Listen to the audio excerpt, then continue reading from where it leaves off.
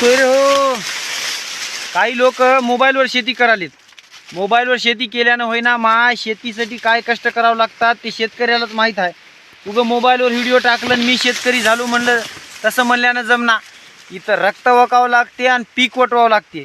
तुमच्या माईच्यानं सांगा बरं शेतीसाठी किती कष्ट खावं लागते. आता काही 4 पुस्तक शिकलेले लोक शहाणपणा सांगालेत आधुनिक शेती पुस्तकामधली शेती करालेत.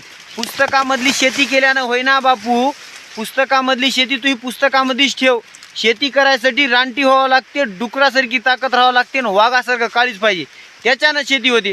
तुझ्या माईच्यान घाल बरं. आतापर्यंत तू उसामध्ये शेतीमध्ये किती चक्रा मारलास. तू पुस्तक शिकत असशील आणि लोकांच्या जीवावर शेती करत असशील. पण आम्ही गाणं म्हणचं आज्या पंजाची शेती करता, पूर्वजाची शेती करता, मात्र स्वतःच्या जीवावर करता. उग नव माय शेतकरी म्हणतात म्हणून सांगतो. जेवढं म्हणणं सोपं आहे की नाही करणं लई अवघड आहे. त्याच्यासाठी शेतकऱ्याला हलक्यात घ्यायचं नाही. काय म्हणता? भेटतो पुढच्या व्हिडिओमध्ये. राम राम.